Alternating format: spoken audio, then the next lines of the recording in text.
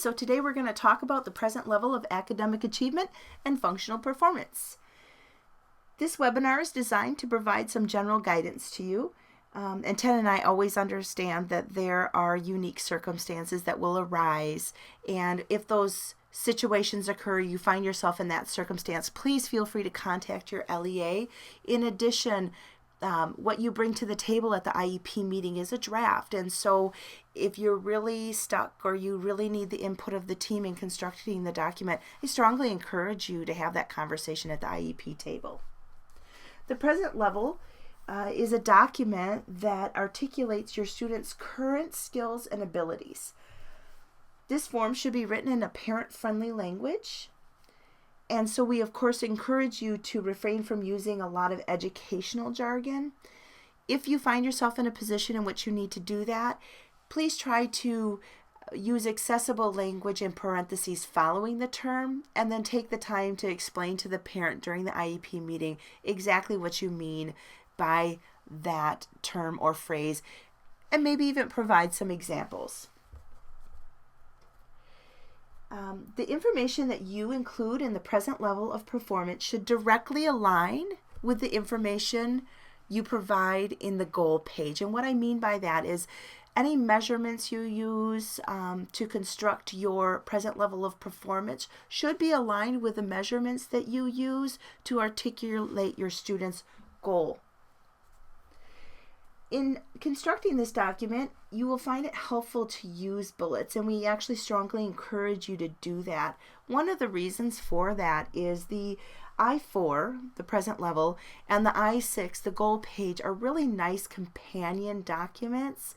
And as you're meeting with parents, you can lie them down side by side, talk about the present level in a really nice, concise, clear format, and then directly draw the alignment to the goal there as you're talking to the parent. That really helps you to articulate, this is exactly where your student is performing right now, and this is where we need to see your student a year from today. The next section we're going to talk about here is student strengths. This is an area to document strengths related to the student's area of disability. Any other strengths related to the student can also be listed here as long as it has relevance to the student's learning needs or can be used as a building block for teaching skills and strategies. Student strengths in the area of their disability might include benchmarks or goals that were met from the previous year or on the previous IEP. Next section here is parent concerns. This is probably one of the most underutilized sections of the IEP. This is a great place for you to document medical information that the parents share during the meeting, any information they might share related to therapies or outside counseling. Oftentimes psychologists will recommend approaches or strategies for students that we are servicing within the school, and this is a good place to document those suggestions and some insights that that person might have. In addition, this is a great place to document parent requests. Even if the team decides not to go with the parent request or not pursue the parent request, it's important that we document their concerns and their requests. And then if we choose not to pursue the request as an IEP team collectively, it's important that we document why we chose not to go that route and why it was not in the best interest of the student. Please be professional in documenting this. I understand that sometimes this might get a little bit tense in conversations with parents, but it's important because this is a legal document that we are very professional in our approach and how we articulate why we might not be pursuing something. This is also a place that you'd want to document parent concerns regarding seclusion and restraint. With the passing of Act 125, we might be seeing more parents discussing this concern. Okay, the next section is the present that is the section in which you identify the present level of academic achievement and functional performance for your student. You will open this section by including an impact statement. On the document in front of you, you will see the format in which you will want to document your impact statement. I'm going to share with you a document that was constructed by Emily Ratter. That it's a really nice visual that helps us to understand how the impact statement can be leveraged to develop the IEP. So you begin with your impact statement and you identify areas of need related to the student's area of disability. Then you're going to want to identify your baseline data right here in the present level of performance. You're going to want to make sure that that data is objective and measurable. Once you have that information constructed, you're going to want to design an annual goal that is in direct alignment with the data provided in the present level. And then, of course, you're going to want to align your service to ensure your student meets that annual goal.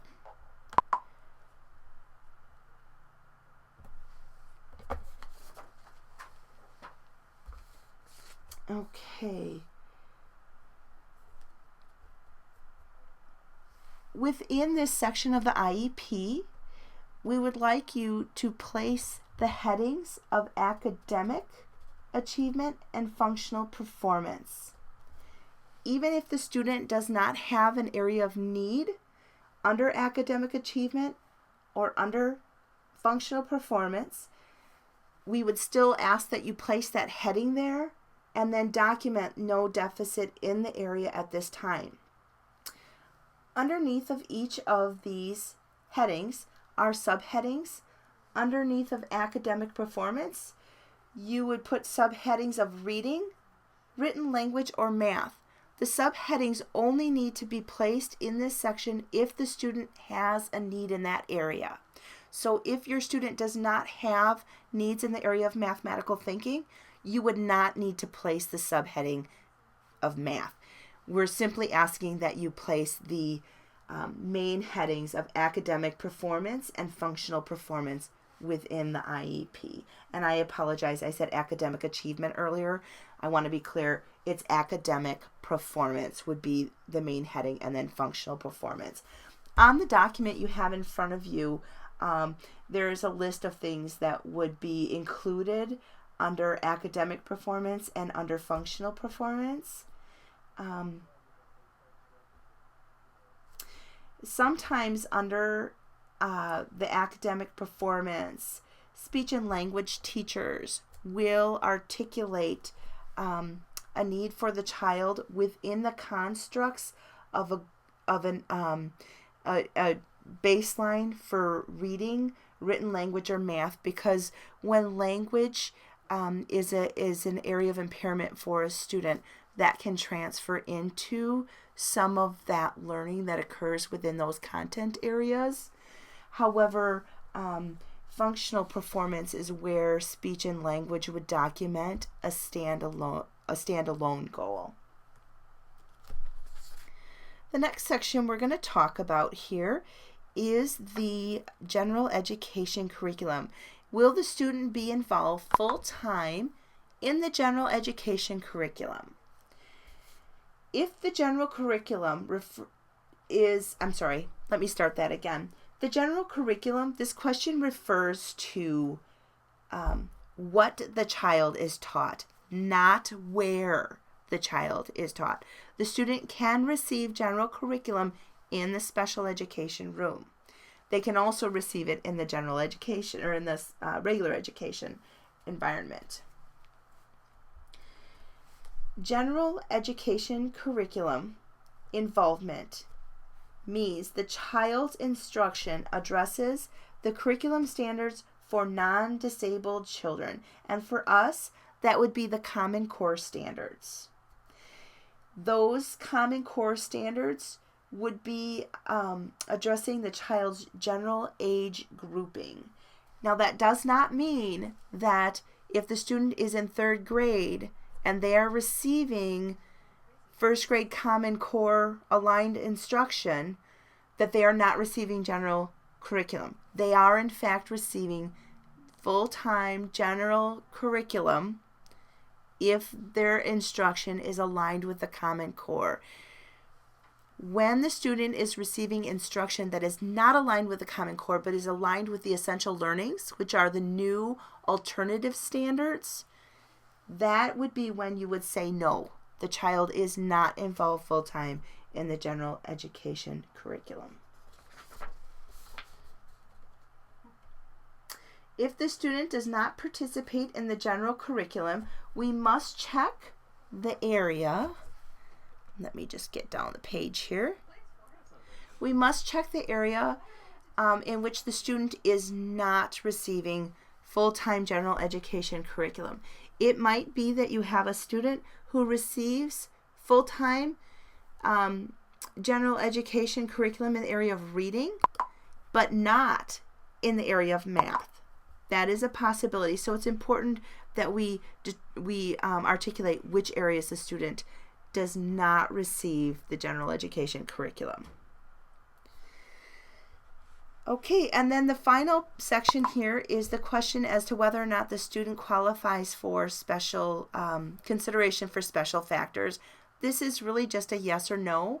The I-5 will address exactly what the student requires and what they need. So that will be coming forward. Thank you.